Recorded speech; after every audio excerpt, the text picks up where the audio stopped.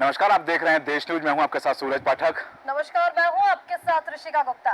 हमारे आज खास कार्यक्रम बीच बहस में आप सबका स्वागत करते हैं और स्वागत करते हुए आज हम उस मुद्दे पर बात करने वाले हैं जिस मुद्दे ने पूरे देश में आग लगाई हुई। दरअसल ये आग वैसी ज्वाला वाली आग नहीं है, लेकिन आग लगी है दिमाग में, आग लगी है मस्तिष्क में और आग लगी है उन कारणों से जिन कारणों से ये बयान दिया गया है। क्योंकि बयान है आरएसएस प्रमुख सरसंघ चालक मोहन भागवत का। मोहन भागवत ने यदि कुछ कहा है तो उसके मायने निकलते हैं और वो मायने इसलिए निकलते हैं कि चुनाव परिणाम आए हैं।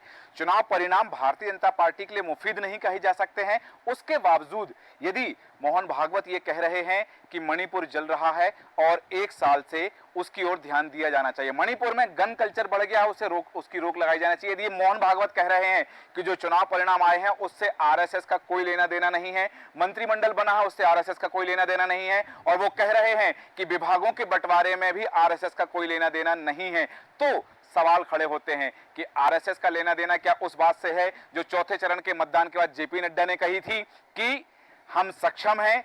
पहले की बात और थी कि हमें आरएसएस की जरूरत थी, अब हम सक्षम है, अब भारतीय जनता पार्टी को आरएसएस की जरूरत नहीं है।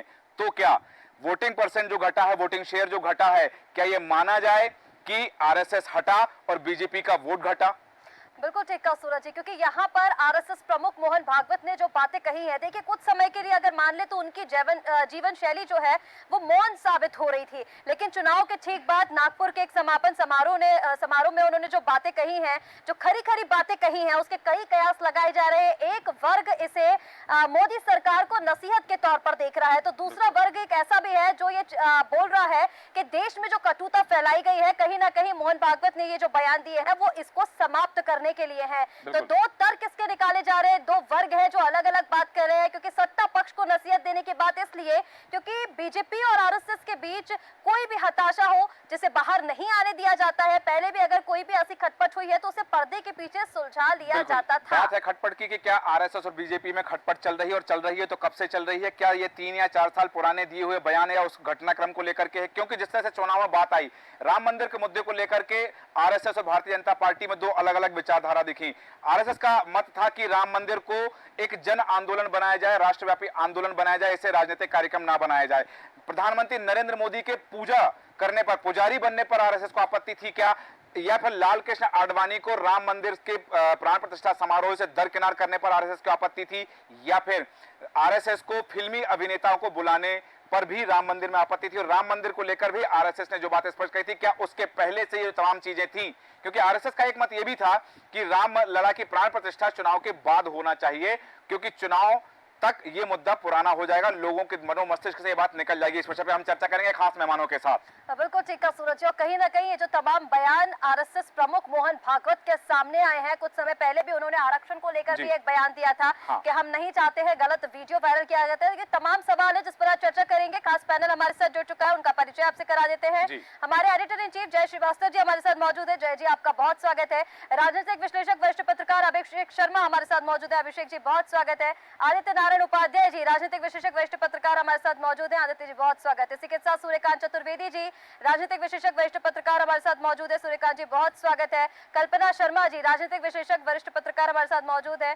आपका बहुत स्वागत है कल्पना जी। और विलक्षण सक्सेना जी हमारे साथ मौजूद है, राजनीतिक विश्लेषक वरिष्ठ पत्रकार। विलक्षण जी बहुत स्वागत है। आप सभी मेहमानों का स्वागत है और चर्चा की शुरुआत करें उससे पहले हम सुनते हैं कि आरएसएस प्रमुख मोहन भागवत ने क्या कहा है, उनका वक्तव्य क्या है, मणिपुर को लेकर क्या कहा है, चुनाव के परिणामों को लेकर उनकी क्या प्रतिक्रिया सामने आई है, हम पहले सुनते हैं, फिर हम मेहमानों के साथ चर्चा करेंगे। अब 1 साल से मणिपुर शांति की राह देख रहा है। उसके पहले 10 साल शांत रहा। पुराना गन कल्चर समाप्त हो गया ऐसा लगा, और अचानक जो कलह वहां पर उपज गया या उपजाया गया, उसकी आग में अभी तक जल रहा है, त्राही त्राही कर रहा है। कौन उस पर ध्यान देगा? प्राथमिकता देके उसका विचार करना ये कर्तव्य है।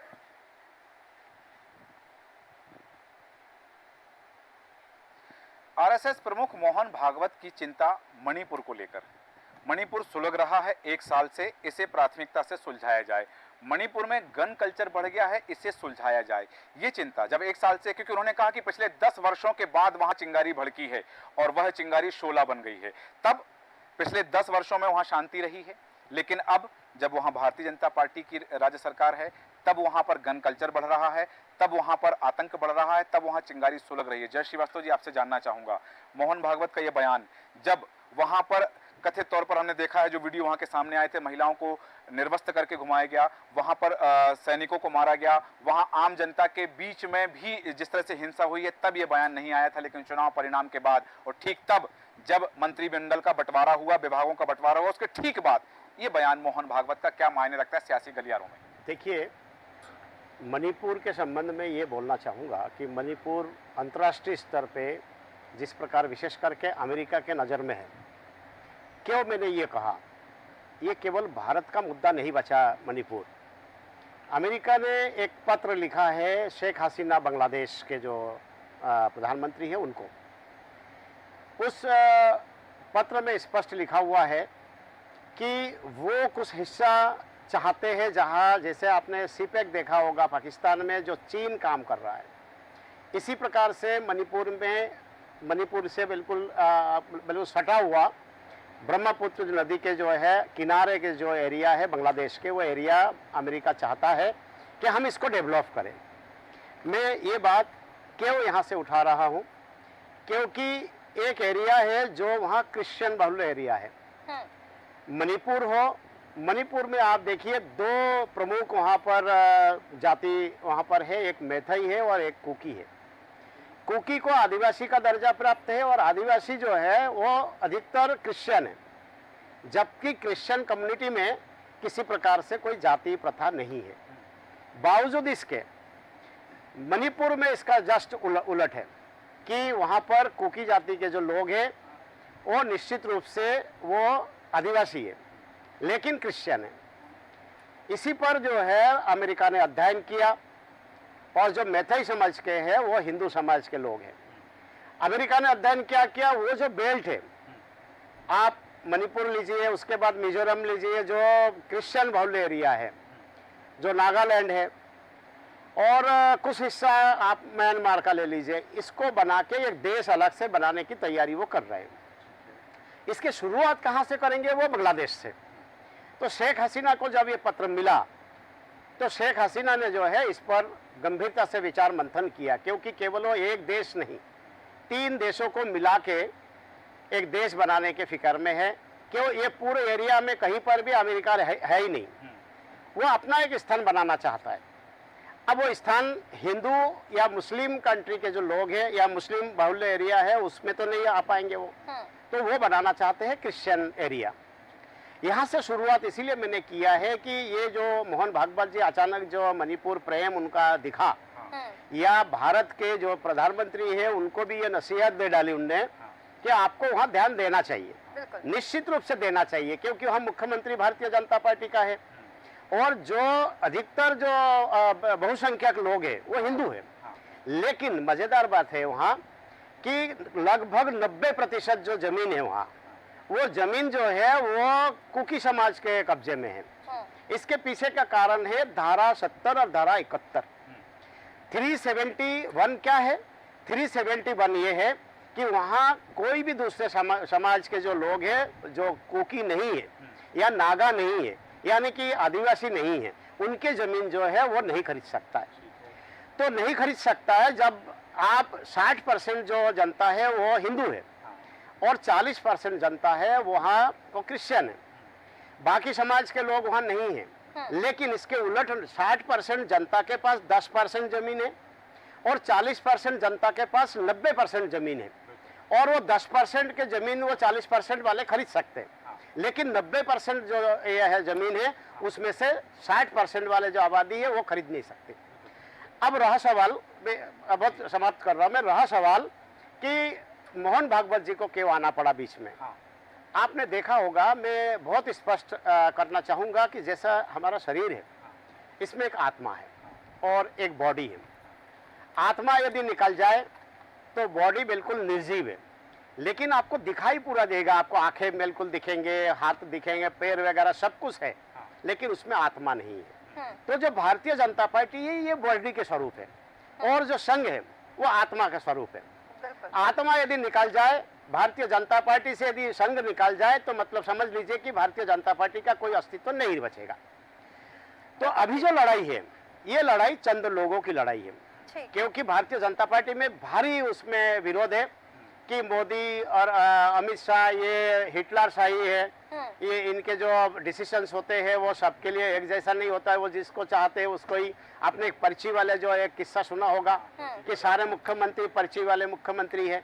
तो ये सब चीजों से सब हर कोई जो है थोड़ा नाराजगी तो है, लेकिन वो नाराजगी सीधे तौर पे संघ अपने कंधों पे नहीं लेना चाहती है। क्यों नहीं लेना चाहते? क्योंकि अगर कोई हार रहा है तो वो मोदी हार रहा है, ठीक है, जीतते हैं तो संघ जीत और जाता कहीं ना है। कहीं मोहन भागवत ने जो बातें कही है, जो उनके बयान सामने आए हैं जय जी, जैसा कि आपने बताया, उनसे ये साबित भी होता है, क्योंकि तमाम उन्होंने बातें की। और एक आपने बहुत अच्छा उदाहरण दिया कि संघ जो है वो बीजेपी की आत्मा की तरह है, और कहीं ना कहीं एक बड़ा कारण ये माना जा रहा है कि आत्मा निकल जाने के बाद सूरज जी के बीजेपी की हार का जो नतीजा रहा है, जो परिणाम आए हैं, वो कहीं ना कहीं आरएसएस की बातों को लेकर सामने आ रहे हैं। चर्चा में एक बड़ी बात जो जय श्रीवास्तव जी ने कही कि एक नए देश के गठन की तैयारी, और वहां जो प्रतिशत है नागा समुदाय का, कुकी समुदाय का, मैतेई समुदाय का, उसको लेकर के जो विश्लेषण आपने दिया है, ये वैश्विक पटल पर यदि ये बात जाती है कि अमेरिका की नजर वहां पर है, 3 जो पत्र लिखा गया है बांग्लादेश के प्रधानमंत्री को, यदि उसको लेकर के चीजें हैं तो स्वाभाविक बात है कि जहां राष्ट्रीय स्वयंसेवक संघ की बात आती है, वहां राष्ट्रवाद की बात आती है, देश प्रेम की बात आती है।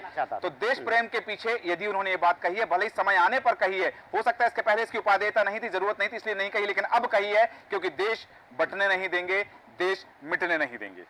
बिल्कुल ठीक सूरज जी। और लेकिन कहीं ना कहीं कल्पना जी, जिस तरह से आरएसएस प्रमुख मोहन भागवत के जो पूरे बयान सामने आए हैं, इसको अब जैसे कि मैंने पूर्व में भी कहा था कि 2 वर्ग इसको अलग अलग तरीके से देख रहे हैं। देखिए, ये मोदी सरकार के लिए, नई सरकार के लिए भागवत का संदेश भी हो सकता है, मणिपुर को लेकर जिस तरह से अभी जय जी ने पूरी बात समझाई। दूसरी तरफ ये कहीं ना कहीं जो कटुता फैलाई जा रही थी, क्या उसको समाप्त करने के लिए है? जैसे कि अभी अजय जी ने कहा कि जो संघ जो है वो अपने ऊपर जवाबदारी नहीं लेगा हारने की। देखिए ऋषिका, इसको ऐसे अगर मोहन भागवत के स्टेटमेंट को अगर हम गौर से समझें, एक पॉइंट तो बता ही दिया गया है, लेकिन उससे जुड़ी दूसरी चीजों पर भी हमको गौर करना पड़ेगा। जब से वहाँ बीजेपी की सरकार बनी, तब से आप देखिएगा, सबसे पहले कोर्ट का आदेश आया। कोर्ट के आदेश में कहीं ना कहीं जो मैतेई समुदाय है उसको ट्राइबल एक्ट में शामिल करने के लिए सजेशन की बात कही गई थी, जिसको लागू नहीं किया गया था। लेकिन वो एक इतना महत्वपूर्ण विषय था, वो बीजेपी सरकार के आने के बाद एक फैसला आना। उसके बाद जो 10% जितना एरिया है, क्योंकि देखिए इम्फाल के लगा हुआ जो एरिया है, सिर्फ वहां पर ये जो मैतेई समुदाय के लोग हैं, जिसको हिंदू उससे कनेक्ट किया जाता है, ये ही वहीं पर जमीन खरीद सकते थे। जो पहाड़ी इलाका है, जितने बॉर्डर जितने भी हैं, वहां पर सारे कुकी समुदाय के ही लोग रहते हैं, वो जमीन खरीद फरोख्त कर सकते हैं। ऐसी स्थिति में आप देखिए, जब बड़ा 90% जो एरिया है जहां पर जमीन की खरीद फरोख्त हो रही है, और जो 10% हिस्सा है इसमें भी उनकी भागीदारी हो रही है, ऐसे कंडीशन को लेकर के जब सरकार ने संज्ञान लेना शुरू किया, उस पर काम करना शुरू किया, तो कहीं ना कहीं ये खटका इसलिए हुआ क्योंकि देखिए इससे जोड़ना पड़ेगा म्यांमार की स्थिति को। वहां पर गृह युद्ध की स्थिति जिस तरह से बनी, उसके बाद पलायन जितनी बड़ी संख्या में हुआ, वो अपने सीमावर्ती इलाकों में ही आए। उनका यहाँ आना, क्योंकि उनसे सीमा से लगा हुआ इलाका था, यहाँ आने के बाद उनको एक बड़ा एरिया मिला जहां पर वो आकर के रह सकते थे। और सबसे बड़ी बात, इसमें चाइना का भी सपोर्ट था, क्योंकि चाइना को भी इसमें बेनिफिट मिलने वाला था। और दूसरा, हमारे देश में हथियारों की आवाजाही बहुत आसान हो गई थी, जो ड्रग्स हैं वो आसानी से पूरे देश में सप्लाई होने लगी थी। ऐसी स्थिति में कहीं ना कहीं एक मैसेज देने की कोशिश की गई थी भारतीय जनता पार्टी के आने के बाद। आप देखेंगे 996 नए गांव बन गए थे कुछ ही सालों के अंदर। जब नए एरिया को किसी दूसरे बाहर से आए लोग वहां पर बस जाएंगे, तो सोचिएगा बेरोजगारी की समस्या पहले ही है, मेरे अनाज में सारे लोग बांट करके खाने लग जाएं तो मैं भूखी रह जाऊंगी। जो वहाँ के रहवासी हैं उनको क्या मिलने वाला था, उनको।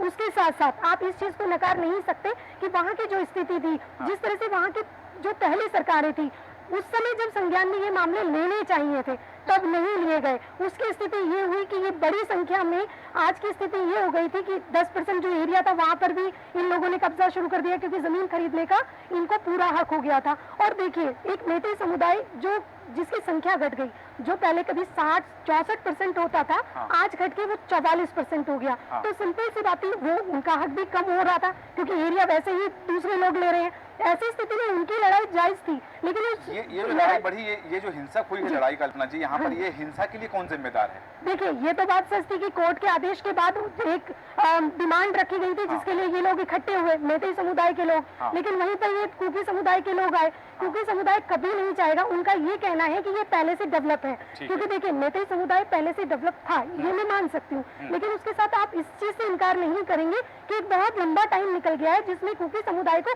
वो सारी सुविधाएं मिल चुकी है जो SC कोटे से दी जाती है। वापस आता हूँ आपके पास में, जातिगत समीकरण की बात हम करेंगे, जातिगत समीकरण का आधार बना वहां हिंसा को भड़काने के लिए, लेकिन ये एक अलग अलहदा विषय है, क्योंकि बात कर रहे हैं हम मोहन भागवत के बयान की कि उनके बयान के मायने क्या हैं और क्या बयान के बहाने वो जाहिर क्या करना चाहते हैं। आदित्य नारायण उपाध्याय जी, आपके पास आना चाहूंगा, और क्या ये जो सियासी गलियारों में चर्चा है, जो शब्द मैंने कहा कि RSS हटा, बीजेपी का वोट घटा, तो वो जो बात चौथे चरण के मतदान के बाद JP नड्डा ने कही थी कि अब हम सक्षम हैं, हमें पहले संघ की जरूरत थी, अब हमें जरूरत नहीं, तो मोहन भागवत का यह बयान क्या JP नड्डा के लिए पलटवार है या चेतावनी है या चिंता है?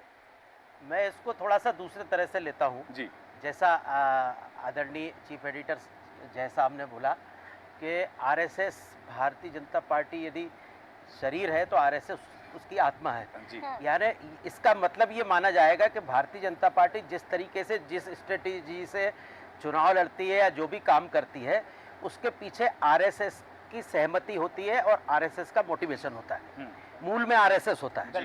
तो चुनाव के पहले की जो परिस्थिति थी, मुझे लगता है पिछले 10 साल से जैसे भारतीय जनता पार्टी प्रकट रूप में दिखती है, वैसे RSS भी फील गुड में था, और इसलिए RSS को ना तो भारतीय जनता पार्टी ने विशेष मनाया और ना RSS विशेष तौर पर इस चुनाव में सक्रिय हुआ। लेकिन जब शुरू के 3 दौर के बाद में जब अंडर करेंट हुआ कि जो तथाकथित भक्त लोगों द्वारा सोशल मीडिया पर जिस तरीके से पोस्ट डाली जा रही थी, जिस तरीके से सबसे बड़े नेता और दूसरे तीसरे नंबर के नेता जिस तरीके से बयानबाजी कर रहे थे, उनका विपरीत प्रभाव पड़ रहा था।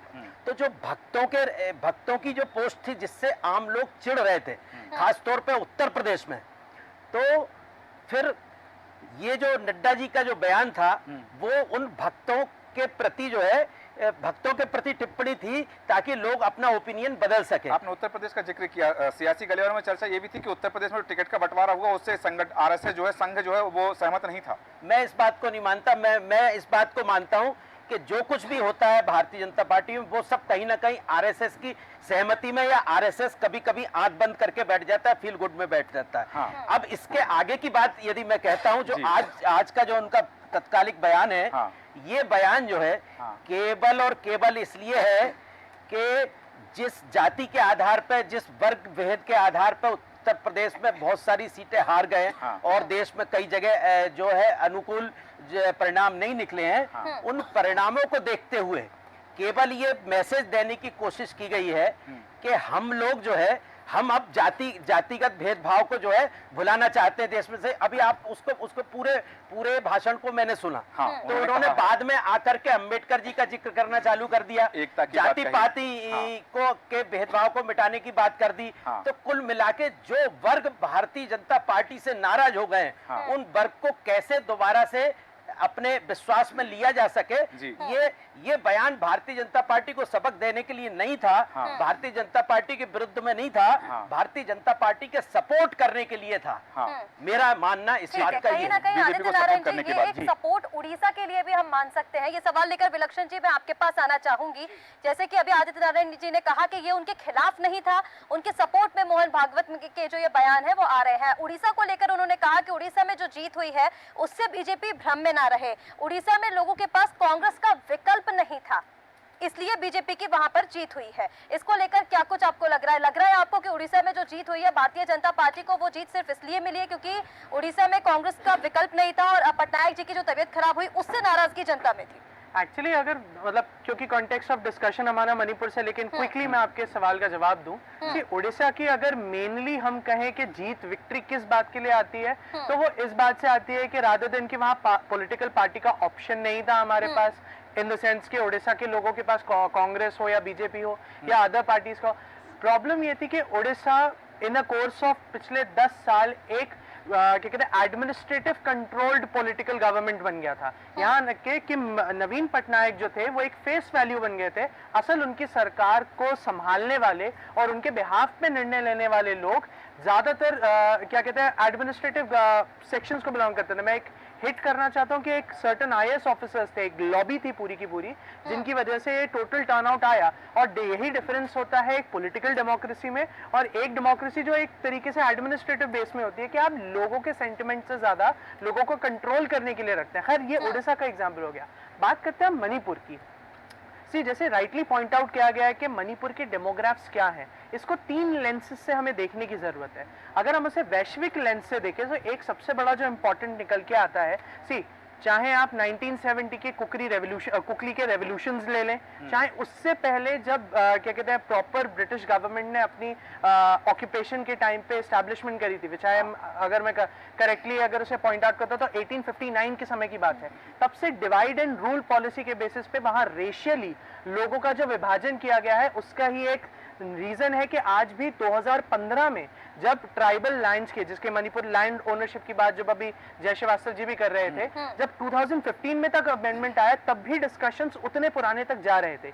ये जो एक डिवीजन है इसने एक बहुत बड़ा किया है। अच्छा, एक तरीके से देखा जाए तो ये स्टेट्स इंपॉर्टेंट सिर्फ इसलिए बनते हैं क्योंकि यहाँ पर रिलीजियस बेस थिंकिंग यानी धार्मिक बेस पे थिंकिंग लोग आज भी नहीं करते, लोग नस्ल भेद पे करते हैं। और दिक्कत यह है कि यहाँ तक डेवलपमेंट भारत की इतनी स्वतंत्रता के बाद भी पूर्णतः ना पहुंचने की वजह से सेंटिमेंट चाइना और बॉर्डरिंग नेशंस की तरफ ज्यादा बढ़ता है। और यहाँ पर मोहन भागवत जी का एक तरीके से जो एक मतलब सेकंड पॉलिटिकल लेंस पे आने से पहले ये भी है कि अगर इस सेंटिमेंट को यहाँ दबाया नहीं गया, वही एक कुकरी है जो कहते हैं कि हम अपने हिल में ही रहना चाहते हैं, हम वैलीज में आके नहीं करना चाहते, लेकिन उन्हें मूव करना पड़ रहा है क्योंकि हिल में अभी तक रोड, बेसिक मूल सुविधाएं आज तक नहीं पहुंची हैं। और जब हम वैली में आते हैं तो दूसरी कम्युनिटीज हमें प्रताड़ित करती हैं, हमारा परसिक्यूशन होता है।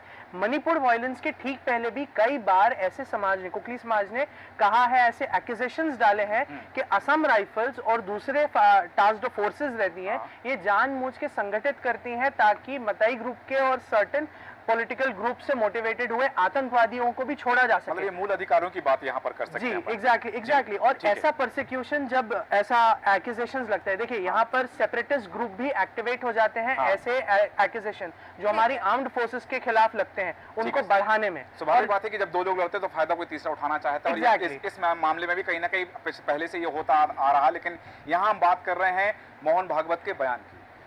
राष्ट्रीय स्वयंसेवक संघ के सरसंघ चालक यदि ये कहते हैं कि जिन्हें अभिमान हो गया है, अहंकार ना करें, काम करें, अभिषेक शर्मा जी, उनके इस बयान के मायने क्या हो सकते हैं? यदि वो कह रहे हैं कि सेवक वो होता है जो मर्यादा में रह करके कार्य करे, ये सीख किसके लिए? हालांकि आदित्यनारायण उपाध्याय जी ने स्पष्ट कहा है कि ये सीख नहीं है, नसीहत नहीं है। और जैसा कि हमारे एडिटर इन चीफ जय श्रीवास्तव जी ने भी कहा कि राष्ट्रीय स्वयंसेवक संघ और भारतीय जनता पार्टी शरीर और आत्मा के जैसे हैं, लेकिन तब भी मोहन भागवत का ये शब्द कि अहंकार ना पालें, काम करें, कार्य करें, और सच्चा सेवक वो होता है जो मर्यादा का पालन करे, ये किसके लिए शब्द हैं फिर? ठीक, अभिषेक जी यहाँ पर एक चीज और मैं ऐड ऑन करना चाहूंगी। जैसे कि अभी सूरज जी ने बताया कि अहंकार ना करें, उन्होंने ये बात तो कही और खिलाफ की और सपोर्ट की, क्योंकि हम यहाँ पर बात करें, उन्होंने ये भी कहा कि जो आपके सामने है उसे विरोधी ना समझे, वो प्रतिपक्ष में है आपके। सदन के लिए उन्होंने कहा कि सदन में विरोधी नहीं होते हैं, प्रतिपक्षी होते हैं, दो पक्ष होते हैं। जी सूरज जी, देखिए आज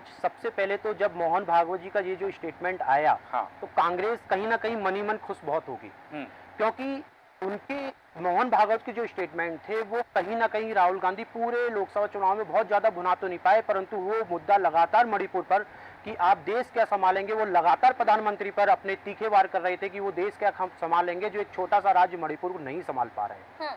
और हमारे एडिटर इन चीफ जय श्रीवास्तव जी ने भी जो कहा कि शरीर और आत्मा, तो देखिए मोहन भागवत जी अगर आरएसएस आत्मा है तो आत्मा ने कहीं ना कहीं एक अंदर से चेतावनी शरीर को देने की चाहिए कि भैया कुछ सुधर जाओ, कुछ चीजें कर लो जिससे कि देश में एक सकारात्मक माहौल भी पैदा हो। आपने पूरे लोकसभा चुनाव के दौरान एक छोटा सा भले ही राज्य है पर वो है हमारा कहीं ना कहीं उत्तर से पूर्वोत्तर, ये हमारे शरीर, हमारे जैसे शरीर के कंधे हैं वैसे ये हमारे देश के कंधे हैं, उत्तर से पूर्व हिमालय की जो श्रेणियां हैं ये हमारे देश के कंधे हैं, और जब देश के कंधों पर कहीं ना कहीं हल्का सा भी जोर लगेगा तो पूरे शरीर को दर्द होता है। उसी प्रकार मणिपुर में आज इतनी लगातार हिंसात्मक है, आप देखिए असम राइफल्स की पूरी राइफल्स लोगों ने वहां लूट ली, घरों में रख लिए, फिर भी सरकार वहां के हिंसा को कम करने के लिए वहां पर उत्तरदायी उतनी नहीं हुई, वो नाकामयाब रही। मोहन भागवत जी का जो स्टेटमेंट लगातार आ गया और अभी जो आया, जैसे ही मंत्रिमंडल का गठन हुआ और उनका स्टेटमेंट आया, तो ये कहीं ना कहीं भाजपा को ये कहने के लिए नसीहत ही है, ये बिल्कुल नसीहत है कि भाई अब भी सुधर जाओ, क्योंकि देश में कहीं भी कुछ भी होगा तो वो पूरे देश के लिए अच्छा परिणाम नहीं होगा। ठीक है। पहले भी जैसी वास्तु ने एक बात और बहुत इंपॉर्टेंट कही कि देखिए ये कहीं ना कहीं देश को तोड़ने वाली, विरोधी गतिविधियों को तेज करने वाली कवायद है। हाँ।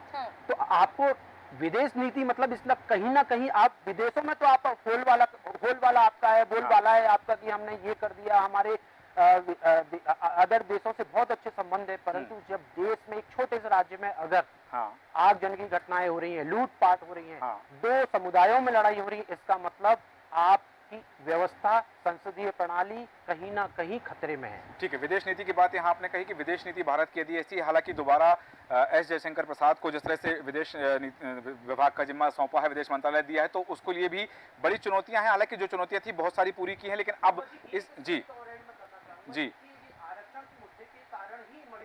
हाँ उसी पर मैं आगे आना चाह रही थी सर। ठीक है, फिर से बोला, इसका मतलब आरक्षण कहीं ना कहीं दंश है देश के लिए। हाँ, ठीक है। और उस पर लेकिन संघ ने इस पर जो कहा है, पहले भी उन्होंने 28 अप्रैल को ये कहा है कि आरक्षण को लेकर जो संघ की ओर से कहा जा रहा था कि संघ आरक्षण के खिलाफ है, उसको उन्होंने स्पष्ट किया था। वायरल वीडियो उन्होंने कहा था कि वीडियो गलत है और आरक्षण के खिलाफ नहीं है। उन्होंने ये कहा था साफ तौर पर कि विशेष वर्ग को अगर कोई आरक्षण दिया जा रहा है तो वो जारी रहना चाहिए जब तक उसकी जरूरत है। हैदराबाद में उन्होंने ये कहा बिल्कुल।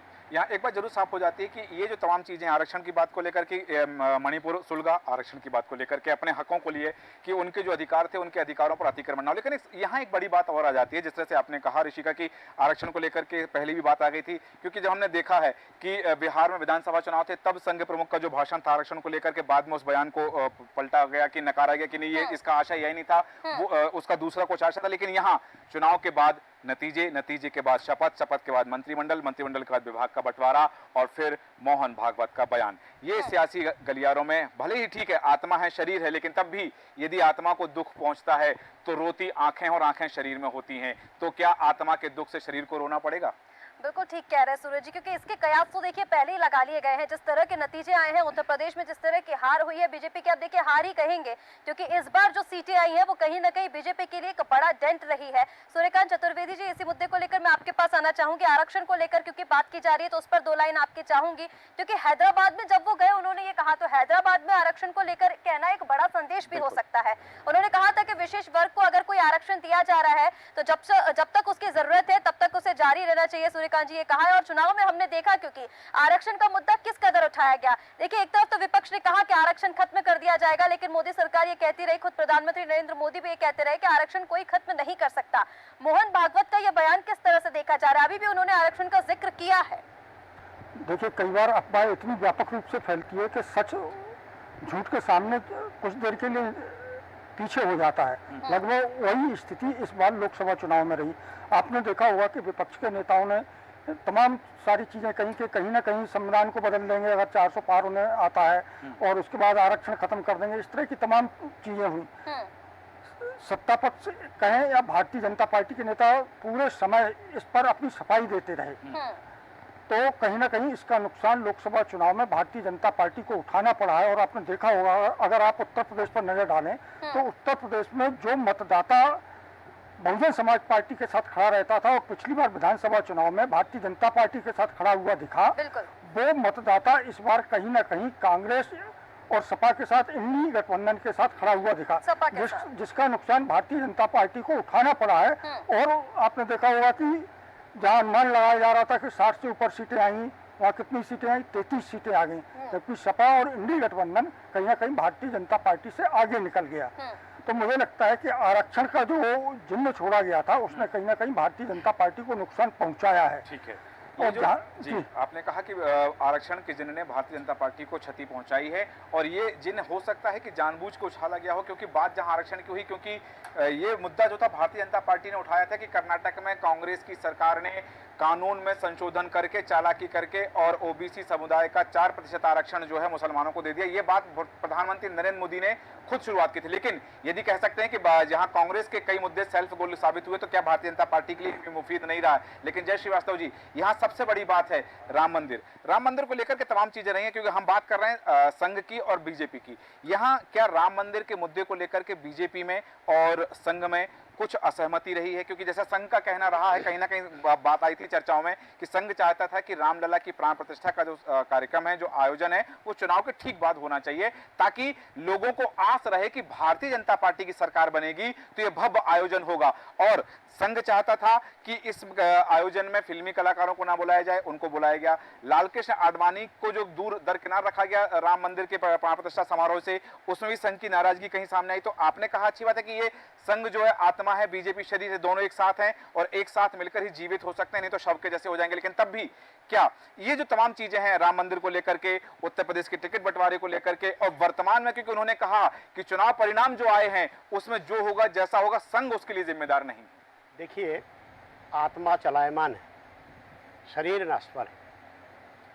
कुछ साल पहले ये आत्मा अटल जी के शरीर में थी, हाँ अभी मोदी जी के शरीर में है। जी, हो सकता है आगे जाके ट्रांसफर हो। हाँ लेकिन जो आपने बात कही कि इन सब चीज़ों को लेके नाराजगी दिखी, जी, लेकिन मुझे ऐसा नहीं लगता है।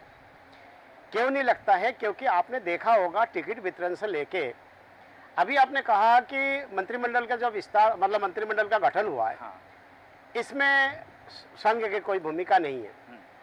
मैं आपको एक सिंगल नाम देना चाहूँगा जो बिलासपुर से जिनको लिया गया है, छत्तीसगढ़ से, हाँ सिंगल व्यक्ति को वहाँ शामिल किया गया।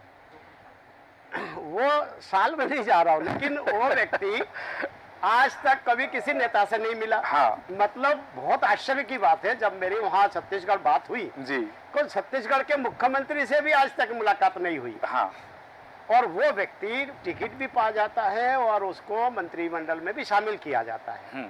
तो ये आत्मा का जो है कलाकारी थी, प्रभाव है, बिल्कुल। खैर, अब मैं आपके जो है एक और चीज बताना चाहूंगा, जो कि आज जो है वो 400 पार का जो नारा दिया था या 272 का जो पार होने की स्थिति में थी भारतीय जनता पार्टी, उस स्थिति में नहीं आ पाई। हाँ संघ जो है ये इंटरनेशनल स्तर पे सबसे बड़ा संगठन है पूरी दुनिया में।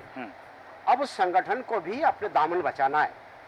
यदि 240 पर सिमटती नहीं दिखती भारतीय जनता पार्टी, तो निश्चित रूप से वो कहते कि ये जो है भारतीय जनता पार्टी भी ये बोलने लगते कि संघ ने हमारी मदद की और जो संघ है वो भी स्वीकार करते कि हमने जो है इनको जिताया। हाँ अब मैं एक बार और ले जाना चाहूंगा मणिपुर, हाँ इसी से रिलेटेड है। हाँ मैं 4 शब्द का उल्लेख करूंगा: चाचा, चरस, हाँ चर्च, हाँ और चुनाव। चुनाव, ये जो 4 च है, जी, इस पे यदि अध्ययन किया जाए बराबर, तो मणिपुर का जो हल है वो निकल जाएगा। हाँ ये लड़ाई की शुरुआत किसने करी? चाचा ने की। हाँ। चाचा कौन है? नेहरू जी। ठीक है, क्योंकि आजादी के बाद आपने कुकी समाज को आदिवासी का दर्जा दे दिया, मैथई समाज को अपने आदिवासी दर्जा छीना है। हाँ मतलब देने की बात नहीं है, पहले मैथई समाज भी आदिवासियों के दर्जा में वहाँ आता था। हाँ। लेकिन क्या हुआ कि उस समय आजादी के समय मैथई समाज जो है सुभाष चंद्र बोस के समर्थक थे। यही कारण है नेहरू जी जो है, अभी तो ठीक है, अभी तो हम लोग हिटलर नाम दे देते हैं मोदी को, हाँ। लेकिन आप कल्पना करिए कि वहाँ केवल एक सुभाष चंद्र बोस के समर्थक होने के कारण से उनका जो है दर्जा छीन लिया गया। हाँ। वो तब से ये लड़ाई चालू है। तो इसकी शुरुआत किसने करी? चाचा ने। हाँ। अब 47 में जो है वहाँ 43 चर्च थी वहाँ पर। हाँ। और आज जो है 1200-1400 तो जले हैं। हाँ। तो और जितने बच गए, मतलब हजारों की संख्या में वहाँ चर्च है। ठीक है। तो दूसरा कारण क्योंकि आपने कब्जा कहाँ पर किया? पहाड़ी एरिया को कब्जा लिया आपने। हाँ। और क्या किया आपने? चर्च का नाम दिया। हाँ। तो चाचा से आप चर्च पे आ गए। ठीक है। उसके बाद आप क्या किया? आपने चरस बेचना चालू कर दिया। जो जिन लोगों को बसाया है, हाँ। कल्पना जी ने बहुत अच्छी बात कही, उनके अध्ययन की मैं दाद दूंगा, क्योंकि जो मैथई समाज है वहाँ संपन्न है, बहुत धनाढ्य लोग हैं वहाँ, लेकिन कुकी जो है वो तो जबरदस्ती घुसपैठिए हैं। उनके पास वहाँ संपत्ति तो है नहीं, जो है वो कब्जा हुए है। अब उनके पास आर्थिक स्थिति सुदृढ़ हो, इसीलिए उन्होंने धंधा काय का चालू किया, चरस का। अब चरस जो है अंतर्राष्ट्रीय स्तर में उन्होंने सप्लाई चालू कर दिया। तो तीसरा ज्वलंत समस्या वहाँ क्या बनी, चाचा के बाद चर्च, उसके बाद चरस। ठीक है। अब चौथी बात क्या आ गई, अब वहाँ पड़ रहे वोटिंग, जैसे अभी आपने देखा होगा कि दोनों सीटें वहाँ पर भाजपा हार गई। ऐसा क्यों हुआ कि जब मैथई की संख्या ज्यादा है और कुकी बहुत कमजोर थे वहाँ, तो फिर ऐसा क्यों हुआ? क्योंकि उस समय मतलब 3-3 कार्ड वहाँ पर है, आपके निर्वाचन का कार्ड। कहाँ का? म्यांमार का कार्ड भी उनके पास मिलेंगे, आपके जो है नागालैंड का मिलेगा, मिजोरम का मिल जाएगा, और आपने मणिपुर का भी मिल जाएगा।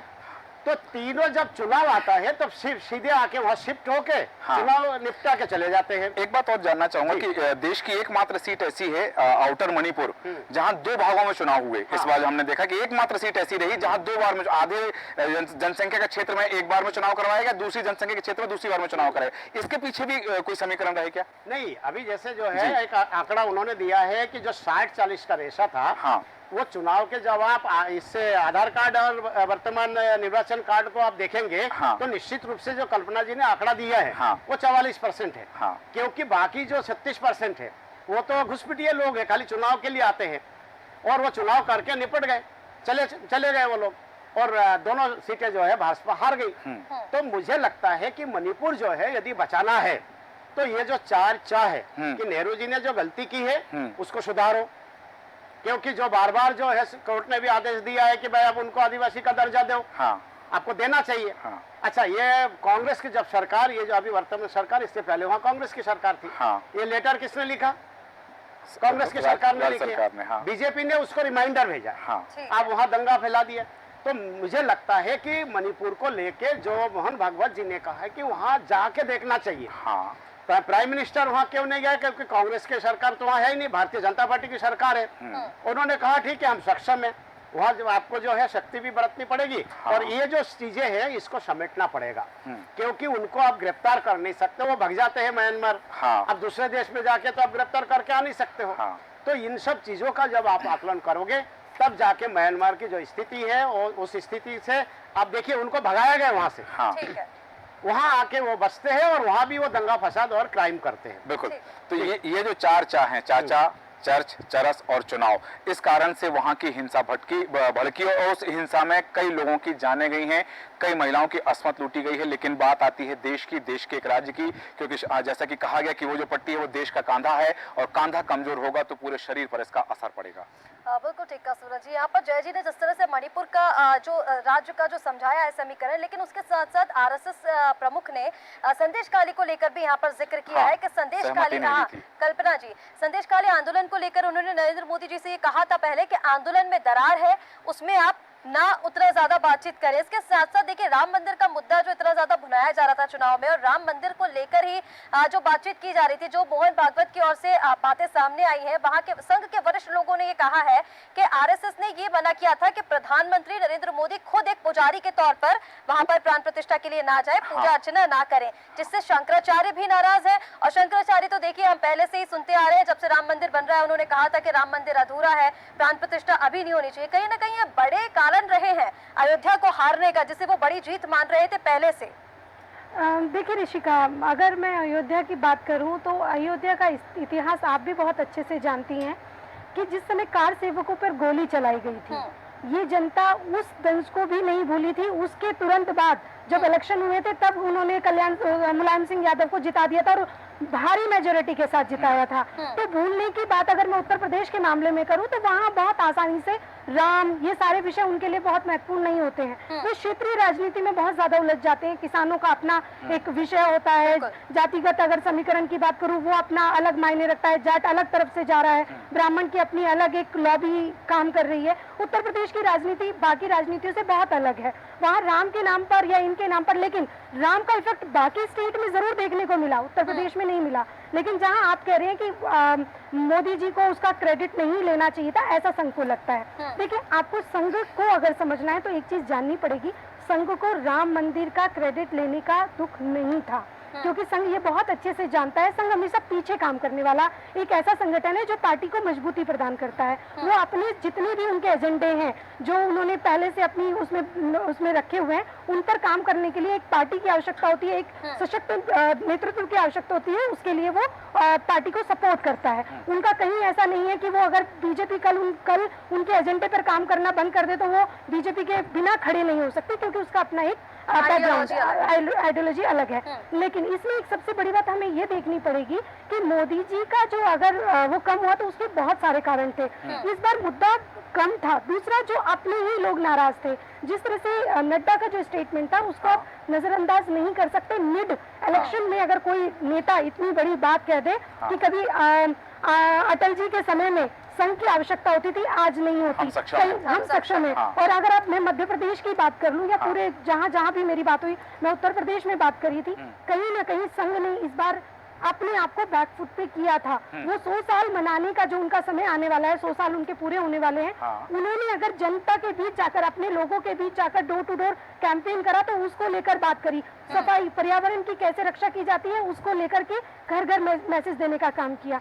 लेकिन उन्होंने पार्टी से संबंधित आपको किसको वोट देना है, क्या देना है, वो कभी संघ कहता ही नहीं। ये सारी चीजें समझनी है, वो परिणाम के बाद आकर बोले। बिल्कुल। और दूसरा, अभी जिस तरह से जय श्रीवास्तव जी से क्योंकि हम मणिपुर के विषय में बात कर ही रहे थे, उसमें एक चीज बहुत महत्वपूर्ण रखती है कि अगर आज मोहन भागवत जी ऐसा स्टेटमेंट देते हैं या कोई भी देता है तो वो शायद ये भूल जाते हैं ये वो स्टेट है यहाँ इससे पहले 10 बार राष्ट्रपति शासन लग चुका है। ये पहला मामला नहीं है जब वहाँ पर मणिपुर जल रहा है और पूरा देश कोई निग्रो बंसी बजा रहा है, ऐसी स्थिति वहाँ पे नहीं है। इससे पहले स्थिति बहुत बार हुई है और बहुत कठिन परिस्थितियों से निकल करके।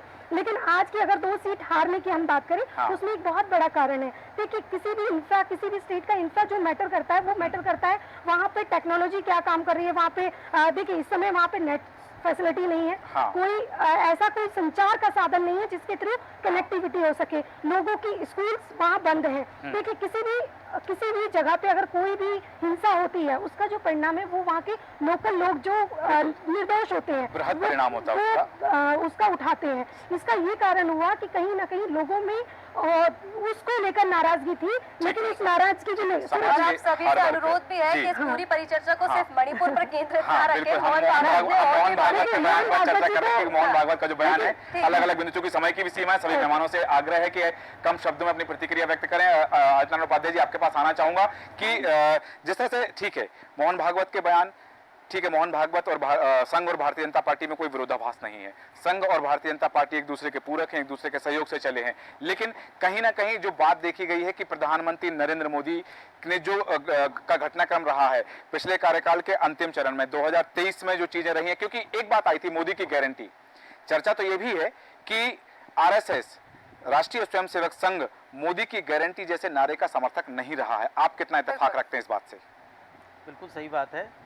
लेकिन ये चुनाव के बाद जो जिस तरीके से सीख दी गई है, ये सीख जो है कुछ और कहती है। मैं जब महाराष्ट्र में चुनी हुई सरकार गिराई जा रही थी और जो परस्पर विरोधी विचारों के लोग थे उनको तोड़ करके उनमें से अपने साथ ले लिए गए थे। जब पिछले कार्यकाल में मध्य प्रदेश की सरकार तोड़ करके गिराई गई तब संघ को नहीं दिखा, तब संघ ने सीख नहीं दी। पर संघ को आज सीख दिख रही है, जबकि ये लोगों ने सीटें खो दी हैं बहुत सारी।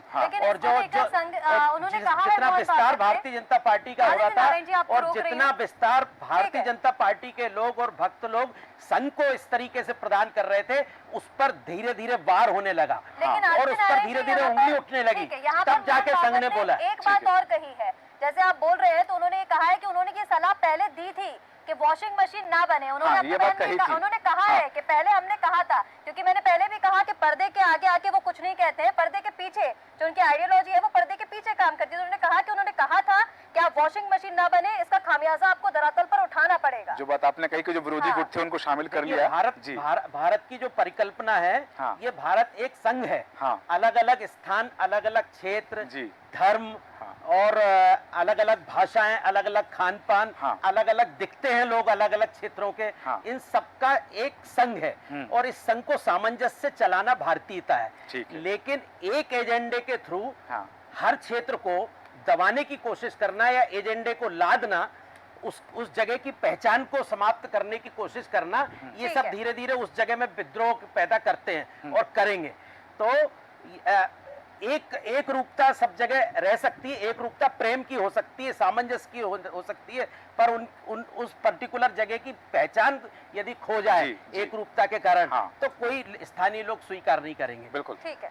आपने सही कहा कि ये चीजें हो सकती हैं, लेकिन यदि वो एक रूपता ही खो जाए, वो पहचान ही खो जाए जिसे एक रूपता के रूप में जाना जाता है, तो निश्चित रूप से उसका परिणाम इस मामले में इस तरह से इस तस्वीर के इस रुख में हमारे सामने आएंगे। ठीक है, लेकिन कहीं ना कहीं विलक्षण जी आपके पास में यहाँ पर इसलिए भी आप देखिए ये सवाल जरूरी है क्योंकि जैसे कि जय श्रीवास्तव जी ने कहा, आदित्य नारायण जी ने कहा कि ये उनके खिलाफ नहीं थी, बीजेपी के खिलाफ, ये उनके सपोर्ट में थी। जय श्रीवास्तव जी ने कहा कि संघ एक आत्मा है, बीजेपी उसकी बॉडी है, तो ये सारी बातें की गई। लेकिन अगर पर्दे के पीछे संघ काम करता है, उनकी आइडियोलॉजी अलग है, अगर ये सारी बातें उनके सपोर्ट में थी तो इन सारी बातों को सार्वजनिक करना क्या जरूरी था? क्योंकि अगर उनके सपोर्ट में थी तो ये तो पीछे भी चर्चा करके और सुलझाई जा सकती थी। अब उन्होंने ये भी कहा कि ईडी सीबीआई का इस्तेमाल करने का भी उन्होंने मना करा था कि ऐसे भ्रष्ट आप अगर ऐसे कार्रवाइयां करेंगे, चुनाव के समय पर करेंगे तो ये चीजें आप ही के ऊपर आएंगी, विपक्ष की तस्वीर जो है वो विक्टिम के रूप में बनेगी, विक्टिम के रूप में बनेगी। और जो बनाई जा रही थी, उन्होंने कहा था, देखिए इसको सिर्फ एक शब्द में कंसाइज किया जा सकता जी। है, वो है सेफ्टी वैल्व। हाँ। देखिए एक तरीके से भाजपा और आरएसएस का जो रिलेशन रहा है पॉलिटिकली, चाहे आप केंद्र में देखें या किसी पर्टिकुलर राज्य में भी देखें, हाँ। हमेशा ये एक स्टेचर रहा है कि अगर भाजपा का कोई पर्टिकुलर व्यक्ति जो संघ के ही समर्थन के साथ एक उच्च पद पे बैठा है, हाँ। उसको चेक और बैलेंस करने के लिए एकदम कोर आरएसएस एजेंडा को फॉलो करने वाला एक व्यक्ति होता है जो उसके एक सेफ्टी वैल्व के रूप में काम करता है। अटल बिहारी वाजपेयी की सरकार में ये काम बहुत अच्छे से क्या कहते हैं आडवाणी जी ने किया। उसके बाद धीरे धीरे आते आते कहीं हम स्टेट्स की भी अगर एग्जांपल लें तो जैसे अभी हम स्टेट पॉलिटिक्स मणिपुर की जब बात कर रहे थे तो एन बीरेन सिंह जी की भी एक सेफ्टी वैल्व वहां पे रखा गया था। ये एक तरीके से हम जो आज विटनेस कर रहे हैं, आपका ये जो कहना है कि ये स्टेटमेंट्स आ क्यों रहे, ये दरअसल एक पावर टसल है। क्योंकि अब हम कह सकते हैं क्या कि केंद्रीय मंत्रिमंडल में या नेशनल पॉलिटिक्स में क्या हम कह सकते हैं कि राजनाथ सिंह भले ही वो एक कोर आरएसएस के व्यक्ति हैं, क्या वो मोदी जी के लिए एक सेफ्टी वैल्व जैसे काम कर सकते हैं? क्या मनोहर लाल खट्टर जी जो एक बहुत ही प्रोमिनेंट संघ के व्यक्ति के रूप में निकल के आते, क्या वो सेफ्टी वैल्व के रूप में काम कर सकते हैं? ये जो जोड़ी नरेंद्र मोदी जी और अमित शाह की है, इसको चेक एंड बैलेंस करने के लिए कोई आ नहीं पाता है। अच्छा, जहां तक बात रही कि ये सारे मुद्दे बढ़ बढ़ के निकल के क्यों आते हैं, इस बात पे मैं उपाध्याय जी की बात से बड़ा एक अग्री करूंगा, क्योंकि उन्होंने एक चीज कही कि कहीं एक पर्टिकुलर जगह पे जो एक हार्मनी होती है वो प्यार और मोहब्बत से बन सकती है, एक फाइटिंग इन फाइटिंग से नहीं बन सकती। ठीक है। 3 टर्म के बाद जब ओरकम जी की सरकार थी कांग्रेस की मणिपुर में, तो उसके बाद जब एन बीरेन सिंह की सरकार आई तो एक पावर टसल आरएसएस की तरफ से भी हमने वहां पे बढ़ते देखा कि मैताई समाज के जो वैष्णवाइट ग्रुप्स थे, यानी वैष्णव समाज की जो प्रॉब्लम, जो कि धनाढ्य हैं, जो कि अच्छी धन संपदा के लिए अपने आप को माने जाते हैं, उनका एक टोटली झुकाव आरएसएस की तरफ हमने होते हुए देखा और वो एक पावर बेस्ड पॉलिटिक्स बढ़ती गई। अब जो यहाँ पे हमने हिल और वैली की बात करी थी, सी मैताई समाज के अलावा जो कुकरी समाज था, ये हिस्टोरिकली काफी गरीब पिछड़े वर्ग के रहे हैं और यही कारण था कि उनको रिजर्वेशन भी दिया गया। और इसी नॉन डेवलपमेंट की वजह से जो एक बात जय श्रीवास्तव जी ने कही कि वहां पे उनको तस्करी से, ह्यूमन बॉर्डर जंपिंग में, ह्यूमन ट्रैफिकिंग के लिए उनको उकसाया जाता है। ये जो एक पावर टसल है, इसके लिए हम किसको कह सकते हैं? एन बीरेन सिंह की सरकार आने के बाद कौन जिम्मेदार है? क्योंकि अगर डेवलपमेंट प्रॉपर नहीं पहुंचता है और उसके बाद एक कम्युनिटी बेस्ड, एक वैष्णवाइट बेस्ड जो एक पावर टसल बढ़ा और डेवलपमेंट नहीं पहुंचा, तो इसकी वजह से क्या हम कह सकते हैं कि स्टेट में इतना वायलेंस बढ़ा। और जहां तक रही ईडी और इन सब की बात, सी रैशनल लेवल पे, क्योंकि आपने कहा कि मोहन भागवत जी ने कई चीजें कही हैं, ये सारे स्टेटमेंट्स को मैं एक कॉशन स्टेटमेंट की तरह कहता हूं, क्योंकि अल्टीमेटली आरएसएस एक पॉलिटिकल संगठन नहीं है। आरएसएस चुनाव नहीं लड़ता, आरएसएस चुनाव में मदद और आत्मा की तरह काम करता है, जैसे उन्होंने कहा। लेकिन अल्टीमेटली जब ईडी और ऐसे इक्विपमेंट और टूल आपके पास बीजेपी के पास आते हैं, तो क्या ये हो सकता है और क्या हम ऐसा होते हुए देख रहे हैं कि आरएसएस को ओवरशैडो किया जा रहा है बीजेपी की कोर पावर शक्ति के केंद्रित्व के लोगों द्वारा? कुल मिला के शक्ति संवर्धन के केंद्र के रूप में यदि हम चर्चा करें तो ये जो बात आ रही है शक्ति के चक्रेषण की बात आ रही है, क्योंकि पहले भी जब भारतीय जनता पार्टी की सरकार रही, क्योंकि जैसा जय श्रीवास्तव जी ने कहा कि पहले यह जो आत्मा है ये अटल बिहारी वाजपेयी के शरीर में थी, अभी मोदी के शरीर में है, कल किसी और के शरीर में चली जाएगी, शरीर बदल जाएगा, आत्मा वही रहेगी। लेकिन यहाँ बड़ी बात आ रही शक्ति के चक्रेषण की। यदि शक्ति आधारित बात की जा रही है कि शक्ति का केंद्र कौन हुआ, क्योंकि यदि अटल बिहारी वाजपेयी जी की सरकार थी तो उस समय संघ की वरीयता थी, संघ की पूछताछ थी, अब जैसा कि देखा जा रहा है, भले ये पर्दे के पीछे हो लेकिन पर्दे के सामने बातें नहीं आ रही हैं, लेकिन यहाँ ये बात कहना, आपके पास आना चाहूंगा अभिषेक शर्मा जी की बात है केवल एक शब्द में जो उन्होंने कहा है कि ये चुनाव ऐसा लड़ा गया जैसे युद्ध हो, मुकाबले जैसा दिखा नहीं कि लोग प्रतिद्वंदिता कर रहे हैं, क्योंकि उन्होंने कहा कि जिस तरह से वार प्रतिवार किए गए हैं, एक युद्ध की तरह चुनाव लड़ा गया। पहले भी चुनाव लड़े गए हैं, संघ पहले भी रहा है और पहले भी हार जीत के लिए ही चुनाव लड़े जाते हैं। इस चुनाव के बाद मोहन भागवत का ये कहना कि ये ऐसा लगा जैसे युद्ध लड़ा जा रहा हो, चुनाव नहीं लड़ा जा रहा हो, क्या जाहिर करता है? बिल्कुल सूरज जी, आप देखिए मोहन भागवत एक शब्द बहुत अच्छा प्रयोग किया, आप विपक्ष नहीं प्रतिपक्ष कहिए। हाँ, विरोधी नहीं, बहुत अच्छा प्रतिपक्ष शब्द कहें। लगा हाँ। और ये जनता को अटैच किया। मैं समझता हूँ कि इससे फिर से मैं वही कहना चाहूंगा जी। कि मोहन भागवत जी ने जो शब्द कहे, जो चीजें कही कि अहंकार नहीं, मैं नहीं, हम बोलिए। और देखिए अब हम में तब्दील भी हो गए उनके शब्द। मोदी जी के पर अपन साफ अगर बात कहें तो पहले सिर्फ बीजेपी और मोदी ब्रांड, एक निजी चैनल पे मैं उनका एक इंटरव्यू देख रहा था और उन्होंने साफ कहा था कि मोदी ब्रांड। अब आप देखिए ना, अब आज कहा कि एनडीए गठबंधन पहले थी, आज है और कल भी रहेगी। भाजपा शब्द गायब, मैं शब्द गायब। तो मोहन भागवत जी का सीधा सीधा आप देखिए, भले ही अपन इसको घुमा फिरा के देख लें, पर कहीं ना कहीं वो प्रधानमंत्री के ऊपर ही उनके शब्द थे। पहली चीज।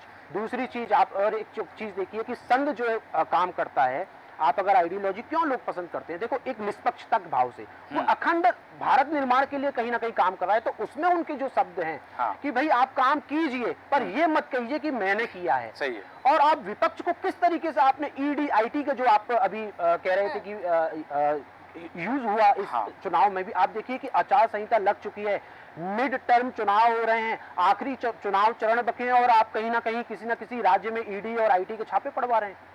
तो कहीं ना कहीं प्रभावित करने का संकेत है। ठीक है। तो इसलिए जी। कहीं ना कहीं मोहन भागवत जी ने जो शब्द प्रयोग किए हैं वो पूर्णतः तरीके से भाजपा और भाजपा के सिर्फ दो लोगों के लिए किए गए। बिल्कुल, यहाँ बात संगठन की है कि भारतीय जनता पार्टी एक संगठन है, राजनीतिक संगठन है और वो चुनाव लड़ता है जीतने के लिए, सरकार बनाने के लिए। लेकिन 2014 से पहले भी चुनाव हुए, 2014 से पहले लोगों ने कहा है कि भारतीय जनता पार्टी को वोट दीजिए। 2024 के चुनाव में हमने देखा है कि लोगों ने कहा मोदी को वोट दीजिए। 2014 में हमने देखा है कि अब की बार मोदी सरकार, 2019 में हमने देखा है कि अब की बार मोदी सरकार, अब की बार भाजपा सरकार नहीं देखा है। इस बार भी भारतीय जनता पार्टी के प्रत्याशियों ने कहा है कि आप मुझे यदि वोट देते हैं, यदि आप कमल का बटन दबाएंगे तो वो वोट मुझे नहीं सीधे मोदी को जाएगा। मतलब भारतीय जनता पार्टी नहीं थी चुनाव लड़ रही थी, चुनाव भारतीय जनता पार्टी ने नहीं लड़ा है, चुनाव लड़ा है मोदी ने। और यही बात कहीं हो सकती है कि संघ के मनोमस्तिष्क में कहीं खली हो। बिल्कुल ठीक कहा सूरज जी, क्योंकि तीसरी बार मोदी सरकार की इस बार भी बात की गई है और कहीं ना कहीं संघ की जो आइडियोलॉजी है इसे पूरी तरह से रिजेक्ट करती है, क्योंकि मोदी सरकार और मोदी गारंटी की बात को लेकर उन्होंने कहा था कि मोदी शब्द का इसमें उपयोग नहीं किया होना चाहिए, क्योंकि एक पार्टिकुलर व्यक्ति की यहाँ पर बात होने लग जाती है। सूर्यकांत जी, कम शब्दों में आपसे प्रतिक्रिया चाहूंगी क्योंकि समय की सीमा है। अगर भारतीय जनता पार्टी ने घर वापसी नहीं की तो 2029 में इसका खामियाजा उठाना पड़ सकता है। देखिए, निश्चित रूप से आप देखें जिस तरह से मोहन भागवत जी ने जो 5 बिंदु गिनाए हैं, उन 5 बिंदुओं में सबसे पहले एक विषय पर तो बहुत सारी चर्चा हो चुकी है। दूसरे विषय को जो किनारे से हम और आपने छुआ है, वो कहीं ना कहीं नसीहत देने के लिए ही इस तरह की बात कही गई है। संघ प्रमुख का कुछ कहना अपने आप में बड़ा अर्थ, बड़े परिप्रेक्ष्य में देखा जाता है। चाहे सत्ता पक्ष हो, चाहे विपक्ष हो, चाहे सरकार हो, हर परिप्रेक्ष्य में उसे देखा जाता है, क्योंकि वो संगठन एक ऐसा संगठन है जो जिसका मुखिया सार्वजनिक रूप से इस तरह की बयानबाजी करने से परहेज करता है। आपने देखा कल कितने स्पष्ट रूप से उन्होंने कहा, वो सारा का सारा अगर आप उसका निचोड़ निकाल कर देखें तो कहीं ना कहीं सरकार को, कहीं ना कहीं सरकार के मुखिया को, कहीं ना कहीं संगठन को नसीहत देने का काम किया गया है। अगर इस नसीहत के बाद भी नहीं संभले तो निश्चित रूप से आप देखिए आगे क्या स्थिति परिस्थिति बनेगी, क्योंकि आगे आप कई राज्यों में चुनाव में भी आपको उतरना है और उन चुनाव में अगर संघ ने भारतीय जनता पार्टी के साथ पीछे से करने से करना मिलाकर साथ नहीं दिया तो मुझे लगता है कि जिस तरह की उत्तर प्रदेश में स्थिति बनी है लोकसभा चुनाव की, वैसे अन्य राज्यों में विधानसभा चुनाव में भारतीय जनता पार्टी की बन सकती है। बिल्कुल, कई राज्यों में भी विधानसभा चुनाव होने वाले हैं 2024 में के अंत में ही कई राज्यों में विधानसभा चुनाव। लेकिन इन चुनावों पर संघ की प्रतिक्रिया और संघ के प्रमुख का यह बयान बहुत कुछ मायने रखता है। हालांकि समय हो चुका है, लेकिन पूरी चर्चा पर अंतिम प्रतिक्रिया के लिए आना चाहूंगा जय श्रीवास्तव जी आपके पास कि इस पूरी चर्चा की अंतिम प्रतिक्रिया रूप में आपके क्या शब्द वक्तव्य करते हैं और ये इस बयान के मायने और इस बयान को यदि हम फ्रेम करते हैं तो वो फ्रेम में तस्वीर किसकी फिट होती है? देखिए, बहुत अच्छा शब्द का उपयोग माननीय उपाध्याय जी ने किया है, भक्त। हाँ मैं इसको दूसरे तरीके से लेता हूँ जी। जैसे मोहन भागवत जी बहुत बड़े नेता है, उनके जो नीचे काम करने वाले वो भक्त कहलाते हैं। हाँ और दूसरे ने नाम दिया है चम्मच, हाँ मतलब चमचा। तो अब ये जो वर्ग है, ये दोनों वर्ग अब एक्टिव हो गए, क्योंकि अभी भक्त की जो है बारी थी, ये 10 साल में काम किया तो भक्त बहुत प्रसिद्ध हुआ। अभी चमचों का जो है बोलना अभी चालू हुआ है। मैं एक उदाहरण कैसे मैं दूंगा, मैं ये जो वर्गों में बांट दिया है दोनों कार्यकर्ताओं को, ये बहुत डेंजर है। मैं एक उदाहरण दूंगा, ये टोटल मानसिकता की बात है, ये शब्द की नहीं है। जैसे कि मैं यदि आपसे कहूँ कि एक टंग क्लीनर मतलब जीभ साफ करने वाले जो है, उसको आप बहुत अच्छे से रगड़ के धो दीजिए, बिल्कुल डेटॉल से साफ कर दीजिए, और किसी और को दीजिए जो आप भी साफ कर लीजिए, तो नहीं साफ करेगा। हाँ लेकिन एक चम्मच जो है वो 100 बार दिन भर में जो है अलग अलग मुंह में जाता है, चाहे वो कैसे भी गंदा पानी से धो के रख दे। बिल्कुल। तो ये चम्मच और टंग क्लीनर की बात है। केवल सोच में हमारी जो गंदगी पैदा होती है, हाँ वो गंदगी जो अब सामने आता है, समाज में आता है, तो देशता पैदा होती है, बिल्कुल। द्वेषता पैदा अब हो चुका है। और एक चम्मच और भक्तों के बीच की जो लड़ाई है, हाँ। ये हम देश में बहुत आने वाले समय में और ज्यादा स्पष्ट रूप से दिखाई देंगे। बिल्कुल। लेकिन मैं अंतिम ये बात कहूंगा कि आज भी संघ और कांग्रेस एक दूसरे के खिलाफ है, संघ और बीजेपी एक दूसरे के पूरक है, कोई अलग नहीं है।